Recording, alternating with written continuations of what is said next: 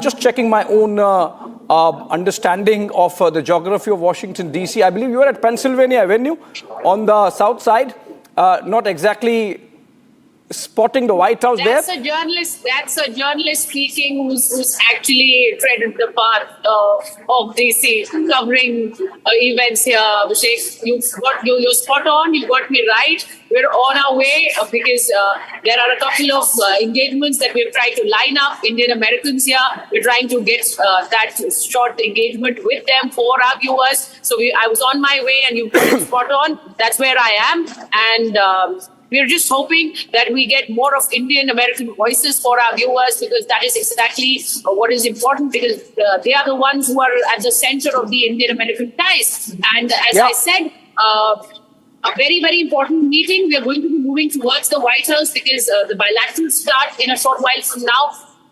And what is on the plate, what is on the cards is something that we'll be discussing a bit. We know that it's going to be trade, tariff, especially as the reciprocal hint that the President Trump has given right before that meeting with Prime Minister Narendra Modi. But also, very important, very importantly, former U.S. envoy, Indian envoy to the U.S., Taranjit Singh Sandhu, is also joined with us, Abhishek. What is very, very important, and I think Mr. Sandhu would be able to tell us better, this whole reciprocal hint that President Trump has given, does it have anything for Indians to worry about, Mr. Sandhu? I say this and I ask this because if it's reciprocal for America, it's also reciprocal for Indians. And if Donald Trump is an acute businessman, he's known to be a hard negotiator, so is Prime Minister Narendra Modi. And India knows how to do its business. So absolutely. Look, I want to draw you to Trump 1.0 and how it started and how it finally ended. I think it's a well-known fact that, and President Trump has alluded to it a number of times, both the leaders have, that their personal rapport is very good and they are both businesslike. That, in fact, this early meeting which they are having, this provides a great opportunity for both of them to explain their own point of view and try and understand what the other person is saying. And that's what is actually a good relationship, a vibrant relationship between two countries. And I would see it in that light. You know, there's a lot of talk about the tariffs. Please understand that this aspect that he is going to put it out was known some days back. He had already put it out on the Twitter that he is going to announce on this. So it's not India related alone. Please, if I may put in perspective, and maybe we will cover it subsequently, I would only just say at this time that this relationship is much, much wider. And there are a number of issues that are going to be discussed. In fact, if you look at Prime Minister Modi's tweet himself before he left, trade is one of the important issues he has mentioned amongst the 5 issues that have been brought out. Right. Ambassador Sandhu, in fact, I want to begin with the beginning, the fact that the optics, the messaging, that Prime Minister Modi is the 4th world leader meeting President Trump in the 3rd week of his presidency. The fact that External Affairs Minister S. Jaishankar was the first foreign minister that Marco Rubio met immediately after taking over. In fact, on the day of the inauguration itself, the fact that Trump administration followed it up with a quad foreign ministers meeting, and now this meeting happening. Really, I think there is a lot of messaging in all these things taken together.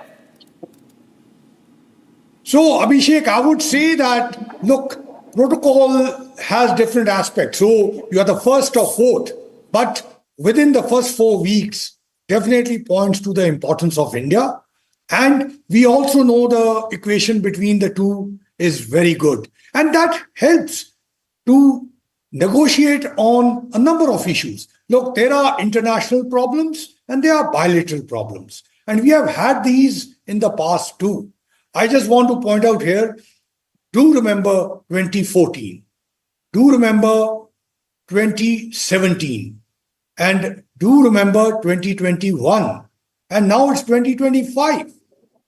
there has been change of administrations, and every time there are challenges, but those also provide opportunities. So I'm not trying to play down the challenges, but all I'm saying is that there is a good opportunity of resolving them. And each one of these, I'm sure in our discussions we will take up. But let me just start with the trade, since so much is being made about the tariffs. Please understand what is the issue. The critical issue here is that there is a trade surplus, or what is called as imbalance, in favor of India by about 45 billion. Now, India is not one of the largest trade imbalances. There are lots of other countries which are also going to be impacted by these tariffs. And those amounts are much larger than India. Now, what are this? This is certainly a challenge, but it also provides an opportunity. As you said, that both are businessmen. They understand that President Trump has prided himself as a deal maker. So his issue is that there are tariffs in number of areas, for example, agriculture, automobile, etc., which are much higher than what for Indian products is being charged by the United States. There is also an issue where Indian products find difficulty in reaching through the structure in United States. So here comes the deal. Both of them will be sitting up front, and this is very early. It's not going to happen in one day, but there is an opportunity of striking a deal between United States and India on this aspect.